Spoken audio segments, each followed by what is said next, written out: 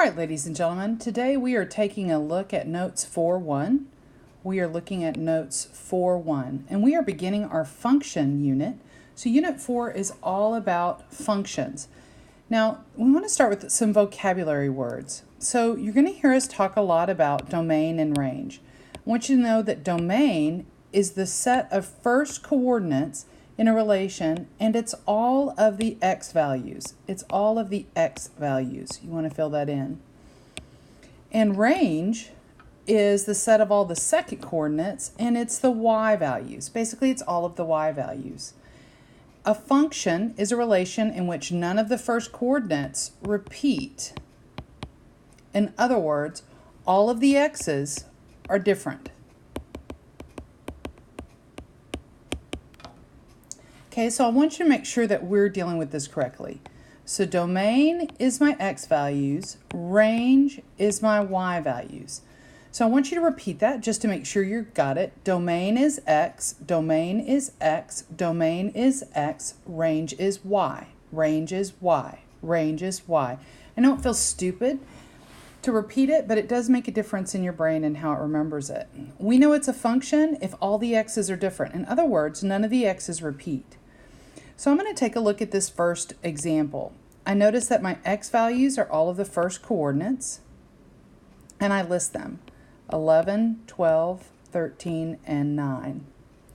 I know that my range is all of the second coordinates, and so I list those: -2, -1. Now, -2 is in there twice, so I don't have to repeat it, and I write 7. Now, the question is it a function, yes or no? Well, to know if it's a function, we're going to look at the x values right here. Do any of these x values repeat? The answer is no. They're all different, so yes, it's a function. Now, there's something called the vertical line test. The vertical line test is a way that we decide if something is a function by running a vertical line across it. Now I want you to notice, here we're deciding if it's a function by looking at the x values. But here we're taking a look at the graph, and we're going to do the vertical line test to decide if it's a function. And you use this method to determine if a graph is a function or not if a vertical line passes through the graph more than once. Then the graph is not a function. Now, I'm not sure that this is going to let me do what I want to do, so I'm going to practice very quickly. Hold on, I'm going to pause it and come back. All right, I'm back. I figured out how to get it to do what I wanted it to do. All right, so we're going to run a vertical line test. Now, what I do is I take a vertical line, and we're looking at just the graph on number 2, and I run the graph across from left to right. If you look right now, it's only hitting the black line one time. Now, let me color that differently because I want to make sure I'm being very clear. We're looking at this line and this point, okay? So when I'm talking about it crossing more than once, we're looking at the graph, and I'm going to draw them all in blue just so that it's real clear.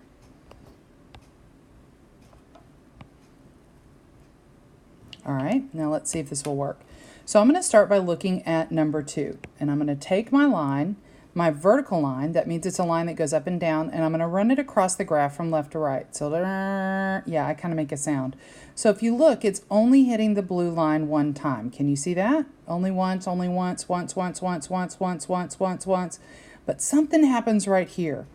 That point is considered part of the graph. And so at this point right now, this graph is touching the vertical line twice. It's touching here and here. That means it cannot be a function. Okay, so let's pick it up and move it again and see, yeah, we're fine the rest of the graph. It's just that one is not a function because of that point. So is number 2 a function? The answer is no. Now let's take a look at number 3. Again, I'm going to drag my vertical line across. Is it a function? Okay, so it's hitting twice. Can you see that it's hitting twice? It's hitting right here and right here. So that means it cannot be a function. So this is also a no. I don't know why they're moving together. There's nothing I can do about that, so sorry about that. It's also a no. What about number 4? What do you think? Can you imagine a line going across, a vertical line? Is it going to hit more than once? Let's go look and see. Yeah, it does. So that's also a no. So when we're doing the vertical line test, if it hits more than once, it's a no. All right, now let's take a look at number 5. We're going to talk through 5, 6, and 7 all at the same time. Okay, taking a look at 5. Once. It's once all the way across. So number 5 is yes. Okay, number 6. Once. It's fine. It's good all the way across. Number 7. Once, like a whole lot of times. So that's a no. So number 7 is a no. Number 6 is a yes. And number 5 is a yes. All right. Now you won't be able to draw that vertical line on your test and move it around, but you can imagine it. All right, let's go to the next page. All right, so we're at the next page of Unit 4 notes. And what we've done is we're saying a point is missing from the graph. The relation is not a function. Now that's important information for us to notice because that means we have an x that repeats. We want to know which point is missing, okay? So we've got 0, 0. We can choose between 0, 0, negative 1, 2, 1, 1, or 2, negative 2. So what I'm going to do is I'm going to go in and I'm going to kind of look at the points, each point, and decide what I need so that it won't be a function. And there are a couple of ways to do that. So I know that my current x values are listed here. We listed that for you. So if I put a point right here on 0, 0, if I draw a vertical line test, I'll pass.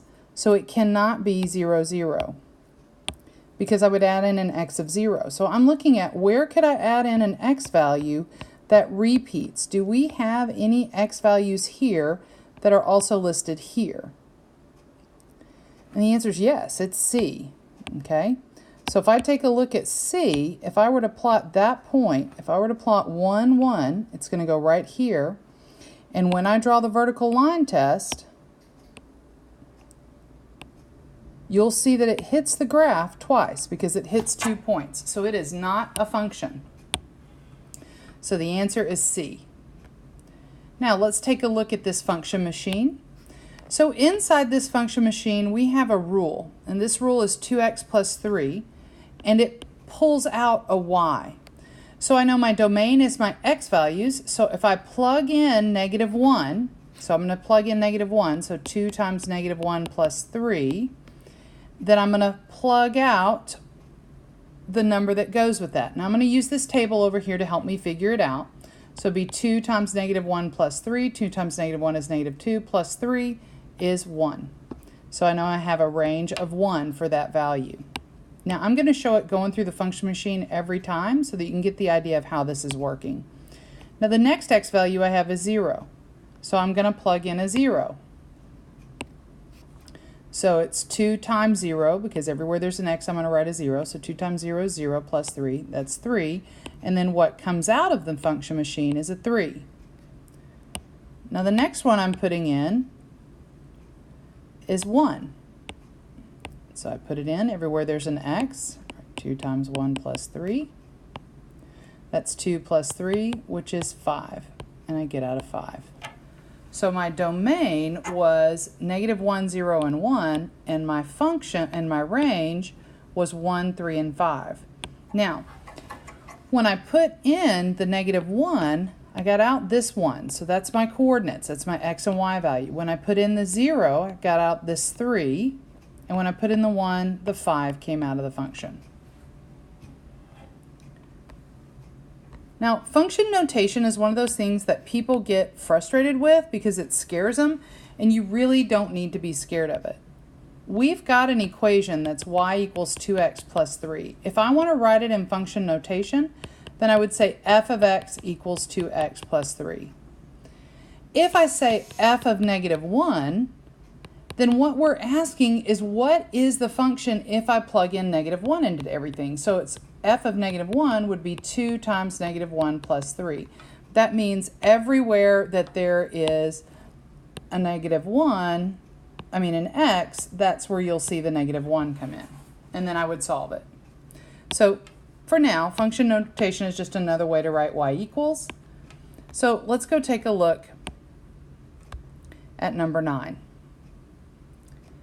So number 9 says find the range of each function for the given domain. Now they've given me the function, and I know that these are my x values. So that tells me that I need to plug in each of the x values. So I'm going to start by plugging in -2. I've got -2 squared plus 3 equals 1. Now when you plug that into your calculator, make sure that anytime you're squaring it, if it has a negative, you put it in parentheses. So -2 squared is 4. 4 minus, and there, hold on, would give me 1.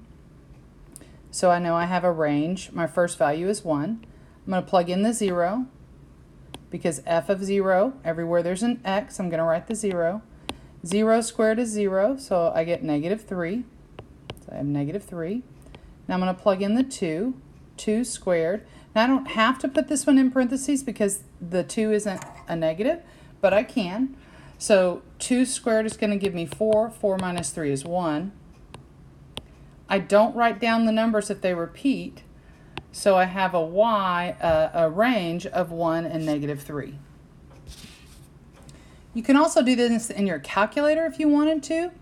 You could go to your calculator and type in the function and the y equals and click second graph and use the table, okay?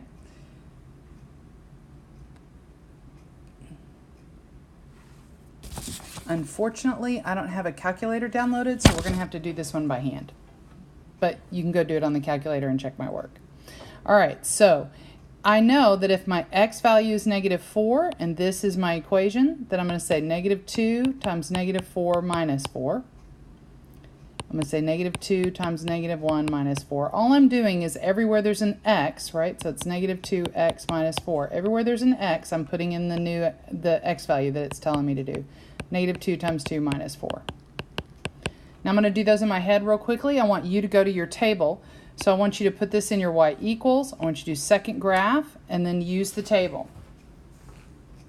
You should get -4 is 4, -1 is -2, and you should get 2 is -8. So I know my range is 4, -2, and -8.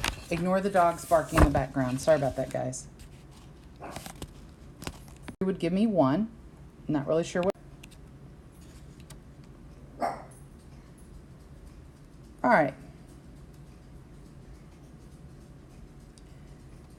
Number 11 is really easy. So they've given you a list of coordinates, given you a list of x values, and they want you to find, they've given you a list of x and y's, a list of coordinates, and they want you to find the y values when they give you an x. So remember, this is h of x.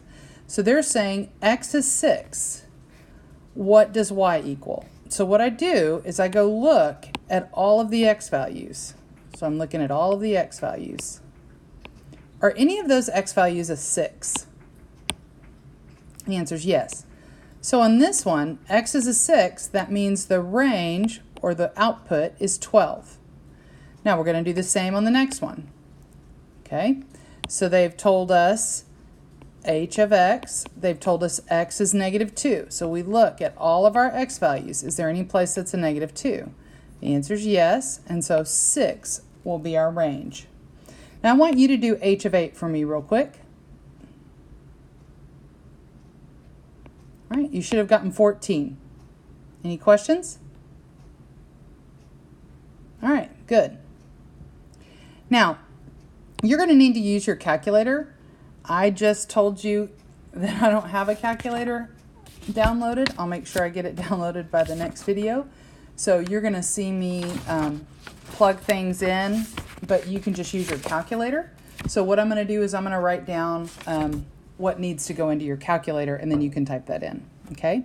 So here we have two functions. It's like having two friends. We have a friend named F, okay, and we have a friend named G. All right, so we have two functions. And the first thing says we're going to use F, and we're going to plug in -2. So F of -2. Well, I know that this is F of X. So F of X is 2 minus 1.3 times X, but instead of the X, I'm going to write 2. So in your calculator, you're just going to type this in. And you should just get 4.6. Now this one says x equals 5, but it says we're going to use g. Well, this is g, so in my calculator I'd say 0.255 squared minus 9.1. Now I put this in parentheses because it's squared, and I've learned over time that kids will always forget to put a negative, so I just get them in the habit of remembering to put it in parentheses if it's squared. You do you on what you want to do there. So I plug that in, and you should get negative 0.285.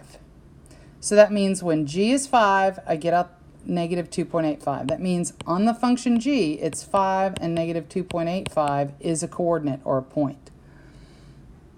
Now, I'm looking at number 14. Notice I have actually 3 problems in one. First, I have to figure out what f of 4 is. Then I have to figure out what g of negative 1 is.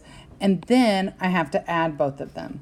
So I'm going to go over here on this side, and I'm going to work f of 4. So I want you to remember that this is the function, right? So f of x equals 2 minus 1.3x. So that means everywhere there's an x, I'm going to write a 4. And when I plug that in, I'm going to get negative 3.2. Now I'm going to work g of negative 1. G of negative 1, that means I'm using the g of x function. So that means everywhere there's an x, I'm going to write in negative 1. Now in this case, make sure you put the parentheses around it when you're plugging it in. And when you do, you get negative 8.85. If you get something other than negative 8.85, you didn't put your parentheses in. So that means f of 4 is negative 3.2, and g of 1 is negative 8.85. And my original function says that I'm going to add them. So I use my calculator, and what I get is that they're negative 12.05.